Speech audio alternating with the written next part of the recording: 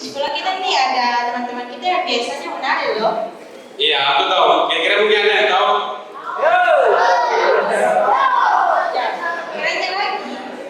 Di setiap tarian yang ditampilkan teman-teman ini punya maknanya tersendiri loh. Benar sekali. Tanpa berlama-lama lagi, mari kita sama-sama menyaksikan penampilan tari dengan judul Mimpi dan Harapan Tanah Papua.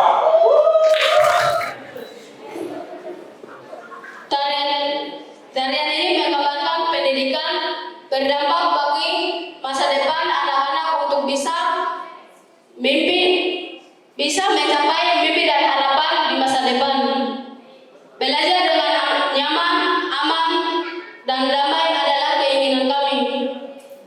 Guru dan murid bisa saling belajar dan mengajar tanpa adanya gangguan dari penjajah.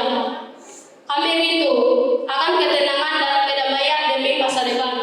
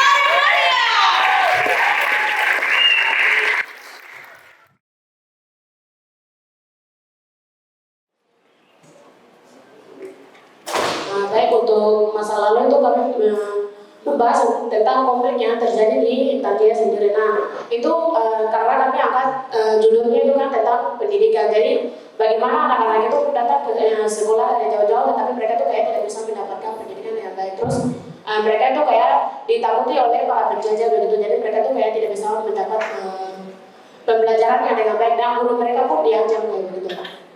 Itu yang untuk masa lalu.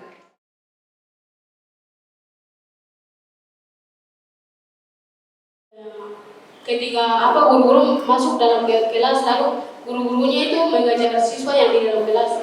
Ketika mengajar itu kayak ada masuk konflik atau kayak bunyi tembakan begitu tuh, nanti kayak guru-gurunya itu ketakutan, dan juga kayak mereka itu mau atur siswa mereka atau kayak melindungi diri mereka begitu. Iya, potong. Oke, jadi ternyata konflik dan kekerasan di Papua ini benar-benar sangat mengganggu, mulai dari kenyamanan, lalu juga keamanan dan lain sebagainya gitu. Oke. Baik, kalau dari saya sendiri mungkin kembali kepada kita sendiri masing-masing kayak begitu. Bagaimana kita mengejar impian atau cita-cita kita begitu untuk mencapai tujuan. Nah, setelah mencapai kita punya tujuan atau cita-cita itu, kita bisa membangun daerah kita sendiri.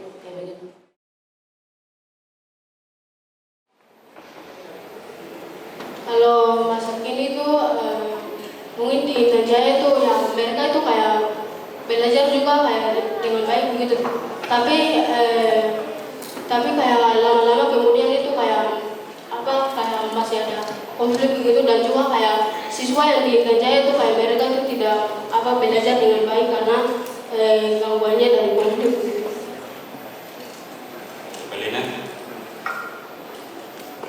Kalau dampak tersendiri itu mungkin dari penggunaan ini alat-alat teknologi. Jadi apakah anak-anak itu mampu untuk menggunakan teknologi itu dengan baik atau tidak? Jadi intinya sudah ada manfaatnya gitu atau belum? Mulai dari proses kayak pembelajaran. Jadi pokoknya Belina sudah merasakan manfaat teknologi kayak gitu. Rasakan juga kan kita di sini kan belajar tuh untuk membangun daerah kita sendiri.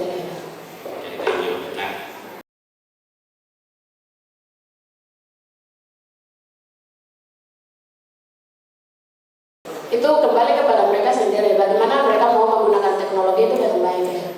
Jadi ketika mereka sudah depan komputer, apakah mereka mau mengerjakan tugas atau melakukan hal-hal yang melakukan mungkin nonton atau begitu kan dari mereka sendiri. Itu kembali kepada pola pikir mereka.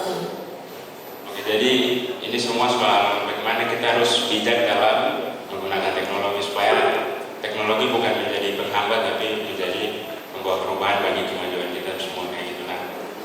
Ya mungkin jadi ternyata dari yang tadi itu masih banyak hal yang sebenarnya bisa kita kaji kayak gitu, dan ini juga mengingatkan kita gitu bahwa pendidikan itu jangan kita memandang pendidikan itu sebagai hak kita sendiri, tapi juga cobalah untuk melihat pendidikan itu sebagai tanggung jawab dan juga jalan menuju masa depan yang lebih baik, karena kita memperjuangkan pendidikan itu bukan hanya untuk diri kita tetapi untuk orang-orang di sekitar kita kayak gitu.